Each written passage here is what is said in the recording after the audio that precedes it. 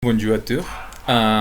Avec notre suivante vidéo, nous voulons proposer un test que nous avons développé à partir du pensée de Baudelaire vers la nature ou le concept de nature.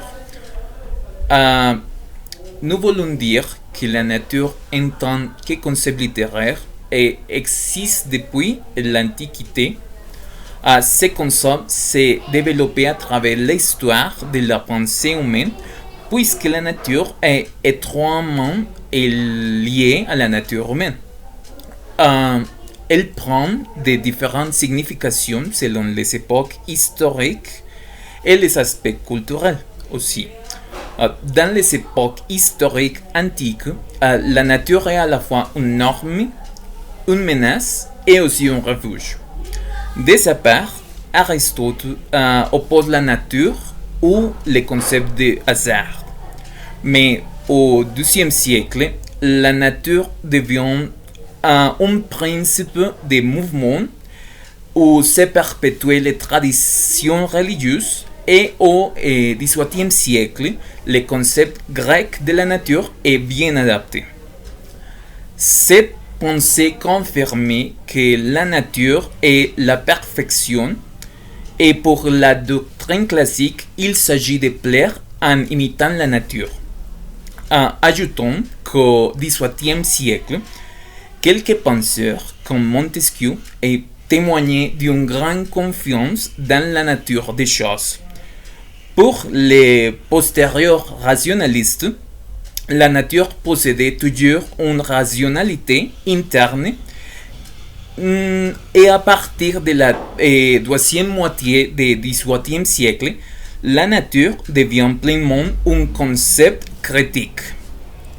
Pendant l'époque romantique, ou plutôt l'époque pré-romantique, nous trouvons que le concept de la nature prend une forme assez distinguée.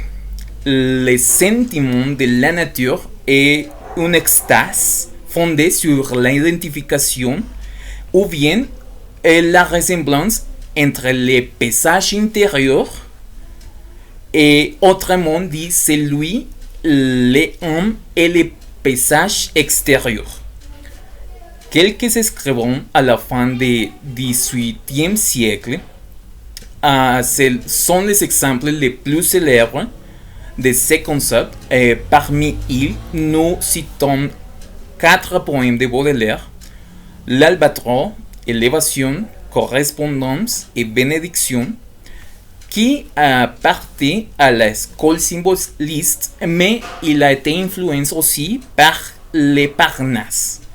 Et à partir de ces œuvres, nous voulons proposer la thèse suivante à la lumière du pensée dichotomique entre la beauté de la nature et les mots selon Baudelaire. Euh, la thèse que nous voulons proposer à tous, c'est dans ces ouvrages qu'on trouvait dans les fleurs de mal, Baudelaire évoquait la nature pour montrer sa vision des sentiments et de la condition humaine en faisant allusion à la beauté et au mal.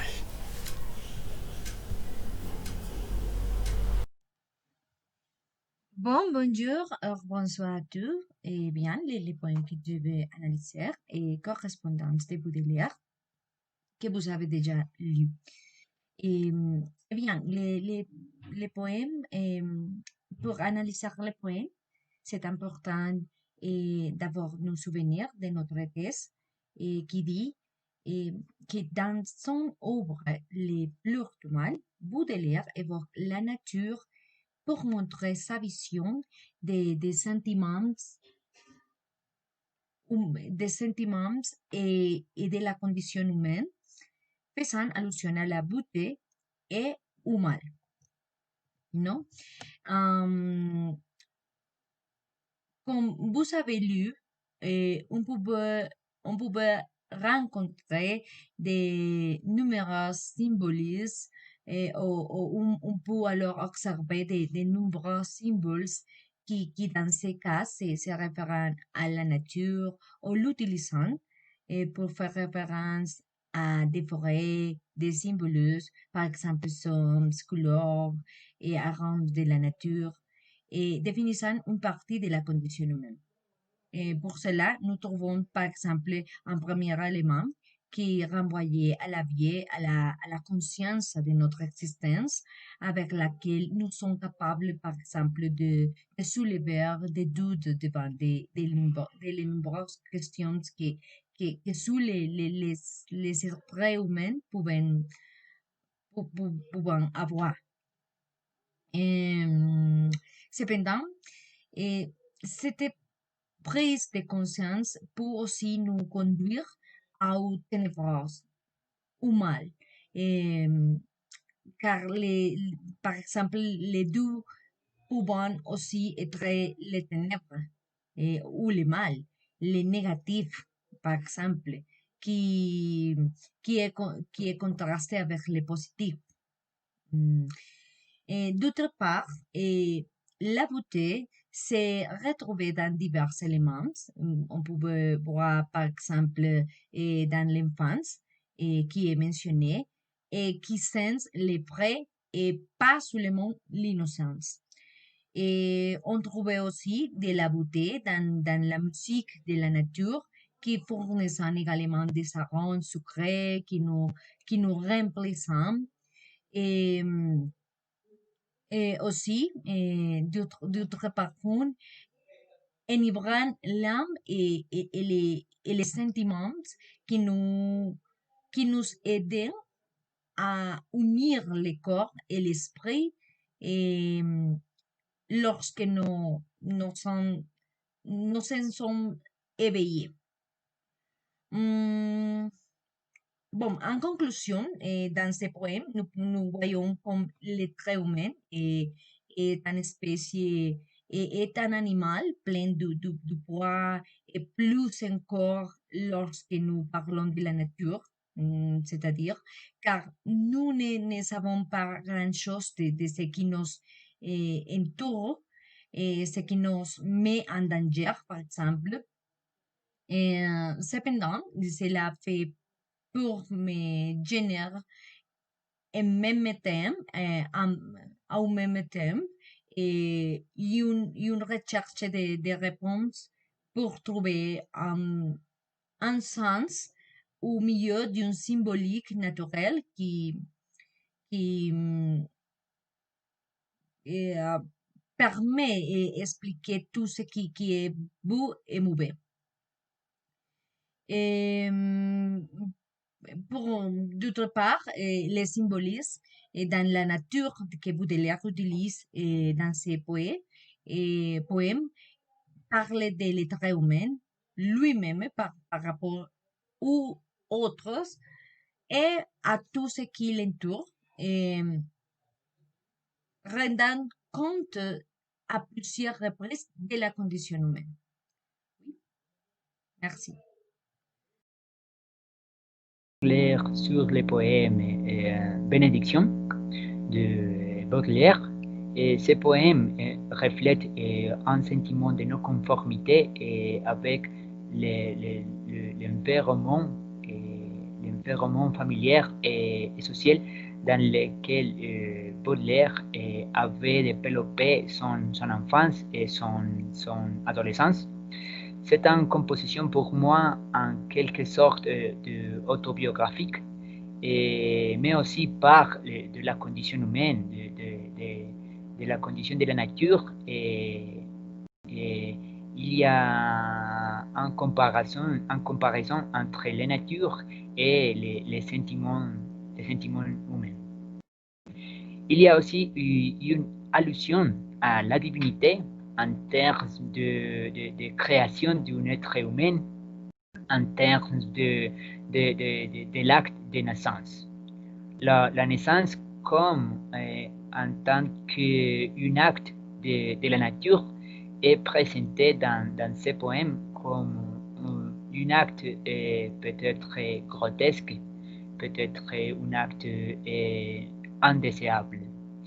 Et aussi, à partir des valeurs religieuses, un pouvoir comme la naissance et la création d'un être humain, c'est les péchés originels.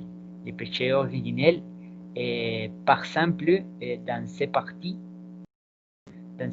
du poème. Maudite soit la nuit aux plaisirs éphémères, où mon ventre a conçu mon expiation. Il s'agit ici de la nature même du sexe féminin et de l'utérus en tant que porte de la vie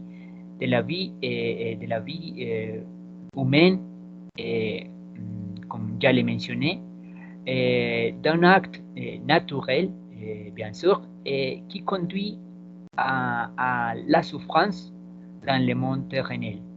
C'est la vision religieuse les péchés originels, c'est les souffrances dans le monde terrenal, mais aussi la nature de l'acte de naître, l'acte de naissance comme un acte naturel. Le prochain point important, c'est la comparaison entre les fruits des arbres et l'acte de naître. C'est une comparaison entre la nature et l'acte de naissance et les humains, de la condition humaine et des sentiments humains. Et c'est parti, c'est le suivant. Et j'ai torturé si bien cet arbre misérable qu'il ne pourra poser ses boutons empestés. Ici, Baudelaire a une vision de la nature comme quelque chose qui ne doit pas germer, qui ne doit pas naître. Et cette comparaison entre les boutons empestés et la naissance d'une personne nous amène à penser que la nature a souvent le mal aussi. Par exemple, la condition humaine et les sentiments humains sont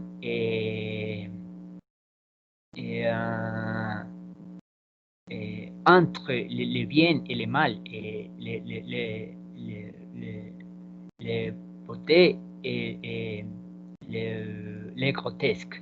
Aussi, la nature reflète ces parties du mal aussi.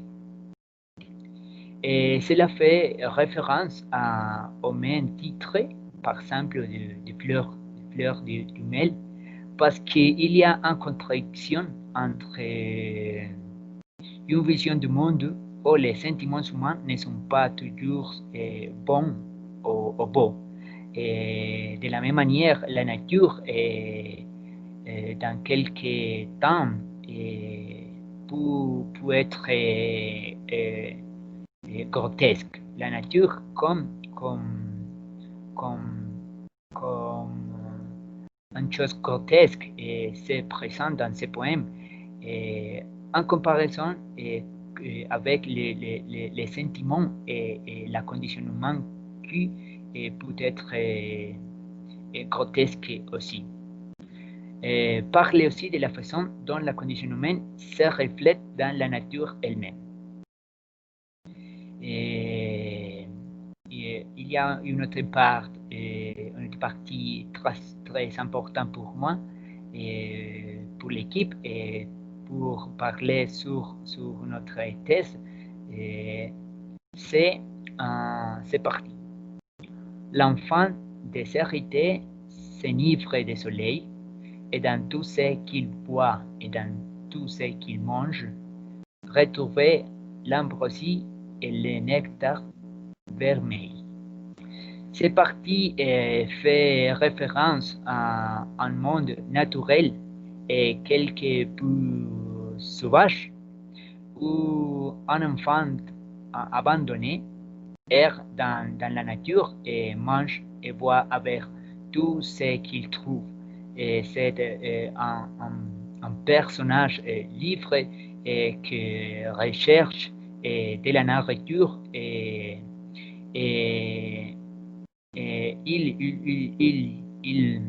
il mange et il boit tout ce qu'il trouve dans la même nature.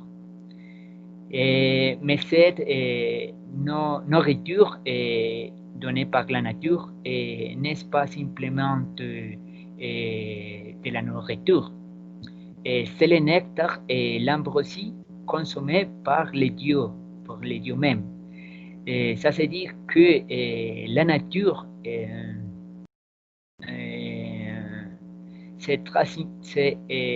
est très important pour la connexion entre la divinité et le monde terrenel.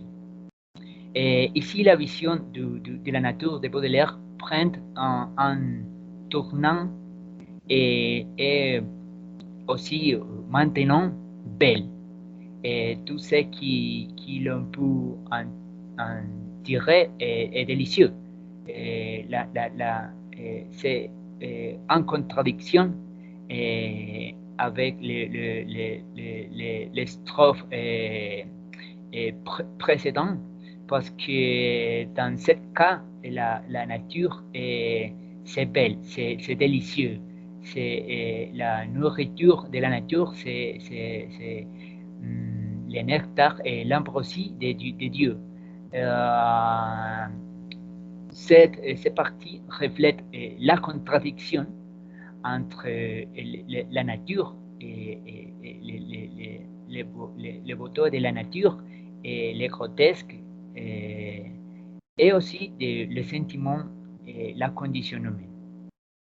Il fait que nous nous enfrions du soleil est un acte pour moi d'affectation totale avec ce que la nature nous offre. C'est un acte d'affectation pour la nourriture que la nature nous offre, et ces parties reflètent la beauté de la nature. L'idée précédente est renforcée par les strophes suivantes. Il joue avec le vent, cause avec les nuages, et s'enivre en chantant du chemin de la croix, et l'esprit qui le suit dans son pèlerinage et pleure de les voir, j'ai comme un oiseau de bois. Et cette partie pour moi est très importante parce qu'elle reflète la liberté et la condition sauvage de l'être humain. Et pour ces raisons, l'être humain est libre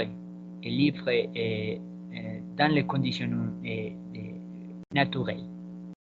Et une des parties de ces poèmes où la nature est évoquée est la suivante.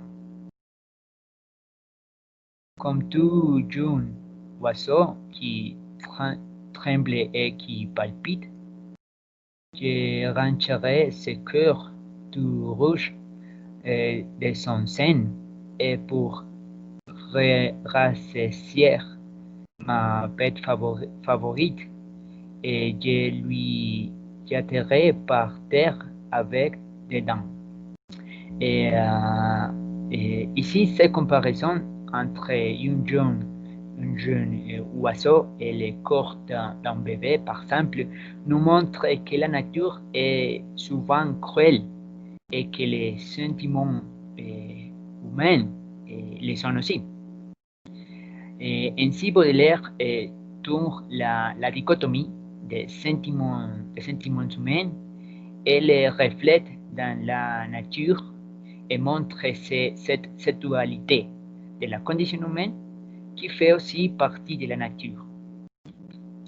Et ce poème est un exemple de notre thèse de la façon dont Baudelaire évoque la nature pour montrer sa vision des sentiments et de la condition humaine en faisant allusion à la beauté et au mal. Et puisque cette vision montre l'être humain et la nature elle-même pleine de contradictions où se mélangent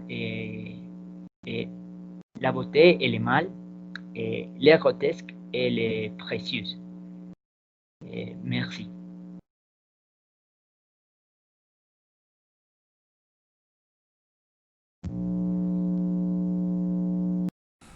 Et maintenant, l'analyse du poème L'Albatros à la lumière de notre thèse, qui est la suivante. Dans son œuvre Le flair du mal, Baudelaire évoque la nature pour montrer sa vision des sentiments et de la condition humaine en faisant allusion à la beauté et au mal. Tout d'abord, il faut dire que ce poème s'éloigne un petit peu des autres qui font partie des fleurs du mal pour s'approcher à une fable parce qu'il est composé en 4 strophes, en 4 vers. Baudelaire se sert de cette mésaventure pour nous amener à cette condition double, à cette condition qui est comparée à la condition d'oiseau, pour nous illustrer avec des verbes et des mouvements. C'est notamment un poème au mouvement, avec deux situations opposées, situations qui sont illustrées aussi par les termes qui sont opposés, qui sont utilisés tout au long du poème. Par exemple, le terme beau se devient laid, roi se devient maladroit, ôté se devient saoul, noué se devient hué.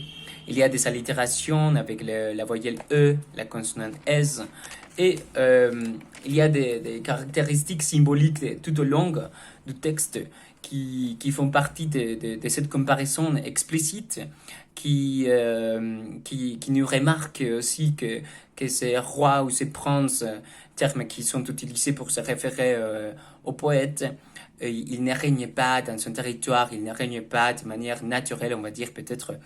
Et les celles de géants qui sont mentionnées dans les poèmes font une référence à la faculté d'écrire du poète.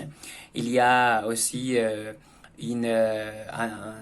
terme ou un verbe qui est très intéressant d'utiliser, et c'est le verbe ante, dans le verbe ante de la tempête. Et c'est comme ça qu'on va trouver peut-être cette intention qui est caractérisée dans tout le texte en général de Baudelaire, comme la condition ou peut-être l'intention de chercher la beauté, toujours de manière inquiétante, toujours trouver de manière cachée, de manière étrange, et parce que le poète est absent et présent tout au long du poème, comme la figure d'oiseau, la figure de l'albatros qui est brusquement traitée, bien sûr, et qui fait une invitation au lecteur pour avoir la pitié avec l'oiseau, oui. C'est comme ça que peut-être on peut évoquer la manière ou les termes avec lesquels Baudelaire s'adresse au lecteur au début de préface des Fleurs du Mal, parce qu'il utilise des termes comme par exemple les frères, mon semblable, pour peut-être créer cette ambiance avec laquelle on va avoir de la pitié avec le poète. Finalement, on va dire que c'est une métaphore parce qu'il y a des termes ou un adjectif qui est utilisé dans le texte qui est exilé, mais on va se demander exilé de qui, par qui. Peut-être c'est une lecture, ce que cet exil s'est créé à partir des critiques du poète, sans lesquelles n'est pas pu exister, n'est pas pu créer ces formes littéraires. Et aussi, il y a une invitation à l'empathie pour l'albatros. C'est les poètes qui se trouvent comme victimes. C'est les poètes qui toujours incompris et qui est inadapté et incompris bien sûr par ses contemporains. Merci beaucoup. Les suivants points que nous voulons analyser à partir de notre thèse, c'est élévation. Ici, nous trouvons un grand exemple du poème qui a un symbolisme incroyable tissé dedans. Il tente essentiellement de décrire les sentiments extatiques associés au changement de conscience, puis de tirer une inspiration artistique de cette expérience aussi. Dans le premier carton, l'esprit ou la conscience du poète s'élève au-dessous des limites terrestres et flotte vers le haut dans le cosmos. Et cela représentait le psyché transcendant et ses liens mondains étant libérés pour explorer les bas mystères du subconscient profond. Dans le deuxième carton, Baudelaire associait transcendance à l'extase sexuelle. L'esprit se déplace comme le sperme vers une ovule. L'union étant le moment de la création de la nature en même, essentiellement lorsque l'esprit devient un avec la forme ineffable, le résultat est l'étincelle de la création de la nature, tout comme le sperme atteignant l'ovule et l'étincelle d'une nouvelle vie ou les premières tâches de la nature. La troisième strophe marque la transition de l'étincelle à la flamme. Cette flamme symbolise l'illumination que l'on ressent pendant l'état de conscience accrue. Cela s'apparente à sentir un vivre. C'est pourquoi Baudelaire utilisait les feux et la liqueur comme métaphore. Dans la quatrième strophe, Baudelaire reconnaît les nuits comme sa motivation pour s'efforcer de transcender et à travers de la création poétique. C'est son ennui et sa maladie qui l'oblige à chercher au-delà que lui-même est de l'ordinaire. C'est son désir d'échapper à ce qu'il voit autour de lui qui l'inspire pour élever sa conscience et explorer les royaumes au-delà de notre expérience quotidienne. La dernière strophe, c'est extraordinaire. Alors que le poète se prélasse dans l'état élevé, il comprend des choses qui sont en dehors de la compréhension de la conscience ordinaire. C'est son effort et cela le remplit de bonheur. Le discours de fleurs et autres choses sans voix se réfèrent à des symboles, des archétypes et des formes, à les choses qui existent dans notre subconscient. Ces symboles ont leur propre langage et celui qui élève au-dessous du banal peut les comprendre. Le fait que ceci soit décrit comme sans voix implique que Baudelaire ne pourra jamais les exprimer correctement, même à travers ses vers les plus inspirés. Au mieux, il peut offrir un aperçu de la beauté qui existe juste après la voilée de notre monde.